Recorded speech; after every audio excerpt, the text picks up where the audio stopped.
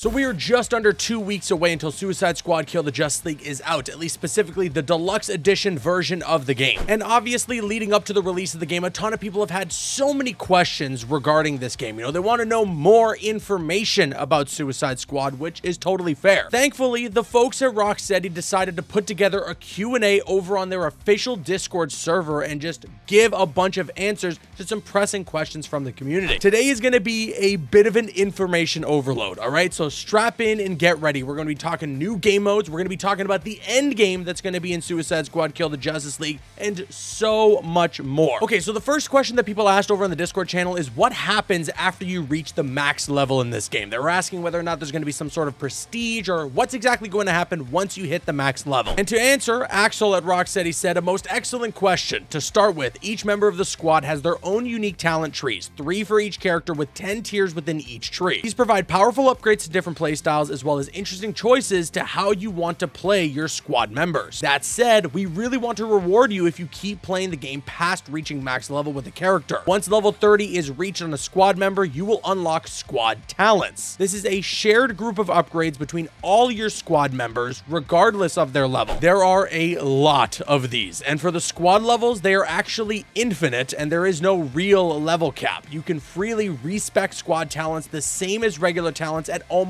any time. These also add yet another layer of customizability for different playstyles and builds, but where the talent tree provides you with more game and playstyle defining traits, the squad levels are geared more towards specialization with, example, specific weapon types or game mechanics. Each squad member level counts towards your total squad levels, and the higher the squad level, the more squad talents are available. For those of you who are especially astute, this means that if you level up all your characters, you can get additional squad levels really quickly. And that, of course, also applies to the characters we add post-launch, but we're not supposed to talk about those today. Sorry. So that's pretty cool. Once you hit level 30, then you're going to start to unlock squad talents and then also have these apply to all of your different squad members regardless of their level. I know it sounds a little confusing. We're definitely going to need a visualization of this sometime soon, whether it be when we get our hands on the game or hopefully in the next episode of the Suicide Squad Insider, which has been officially announced, by the way, to be coming up this Monday. They just announced this today, and it's going to be titled Introducing Elseworlds. So we're definitely going to be getting into something with the Joker. The next question here in the Discord asked, is it true that my squad of friends can select my character when I'm not playing? I'm at work or something, and if my squad takes my character with them, I can also get mission loot and experience points. And Axel once again took the reins on the answer, saying it doesn't work quite like that. If anything, it's even better, as you're not just limited to friends, and that person can also be online when you get their characters into your squad. We call this feature Social Squad. With Social Squad, if you're playing alone and you're not planning on playing certain members of the squad, you can replace those squad members with those of other players. And as we mentioned before, they don't even need to be your friends. If you want, you can go to the leaderboards and find the best players in the world and get their characters into your squad. Or maybe you have a favorite streamer and you want their characters in your squad. Social Squad teammates will keep all of the gear, cosmetics, and talents that their original owners have equipped, just as if you joined them in a co-op session. It's a really interesting way of getting that feeling of playing with others, even though you're just chilling in a solo session. This is actually a really cool feature that's in the game. So essentially, if I'm not going to play a lot of King Shark, or I'm not going to play a lot of Harley, whatever it might be, I can go to the leaderboards, or I can hit up one of my friends who mains that character, who put a ton of work into that character, and say, hey,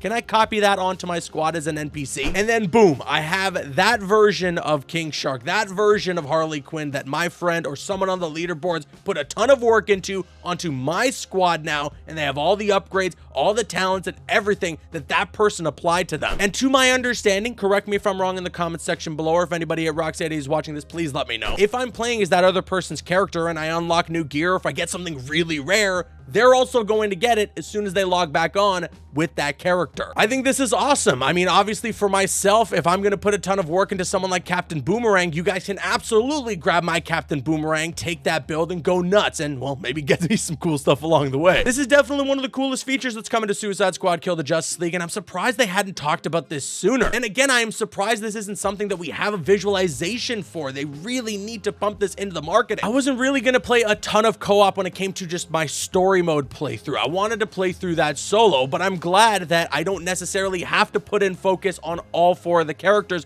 I can kind of main one or two of them and then use the social squad to grab the other two from other people. And then finally, a ton of people are asking about Endgame. This is when it comes to an RPG, and then obviously now with live services, considering those things kind of go hand in hand these days, the most important factor. You gotta have a good system for Endgame so that people can keep coming back trying to get the best rewards possible. And a big shout out to Batman Arkham Videos. He put this up on his Twitter page. He made these graphics. The question was asked, what will Endgame be like? Axel once again answering. There will be several types of missions, from the snappier incursion missions where the poor squad is sent into Brainiac's domain under the protection of a very fickle Prometheum shield that protects you from the skull ship's tentacles as well as the full force of Brainiac's army. The squad have to fight their way through Brainiac's forces, often with the help of the support squad to make it back to Metropolis. But once the mission is completed, the Prometheum shield goes down, so the squad has to leg it. Waller's really not doing the squad any favors here, and she seems intent on emphasizing the suicide in suicide mission. Then we have the more grand killing time missions where the squad is battling an increasingly frantic horde of Brainiac enemies, and they have to keep killing enemies to fuel the Prometheum shield, because once it goes down, there's no hiding from the skull ship's tentacles. As the difficulty levels go up, so do the rewards, and we have some quite frankly insane infamy sets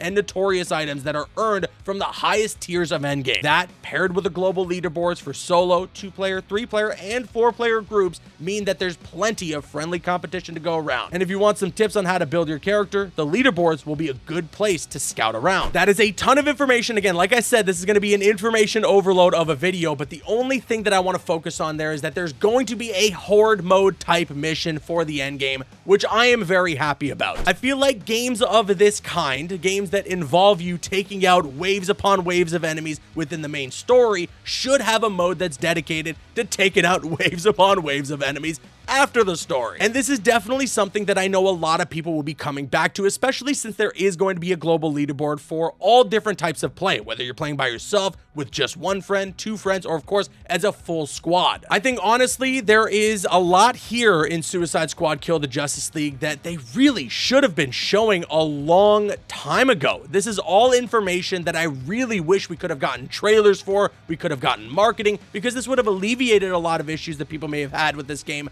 from when they revealed it all the way back during that PlayStation showcase in February of last year. I know some people still have issues with the fact that it is a games as a service. You know, some people didn't even want this from Rocksteady, and I get that, and I understand that there are plenty of criticisms outside of what we're going over here. But for the people that are into live service games, for the people that are into RPGs, this would have been really helpful for them and potentially would have convinced them to want to go ahead with this game. I'm personally surprised with the amount of content that's going to be packed into Suicide Squad Kill the Justice League, and I'm hoping that everything they're talking about here will be executed the right way. And then obviously I am hoping that the story is great, and I'm hoping as well that what we're jumping into here will be worthwhile and will keep people coming back for months and months to come with whatever post-launch plans they have. At the end of this Discord Q&A is actually when they teased that Joker image that I showed you in the last video, so clearly the Joker is going to have something to do in the first post-launch plan for this game. Whether or not that means Joker's going to be a playable character, or whether there's going to be like a Joker area that you go to, I have no idea. We'll have to wait and see. There's going to be a stream actually tomorrow with some people that you may have heard of before: Shroud, Dr. Lupo,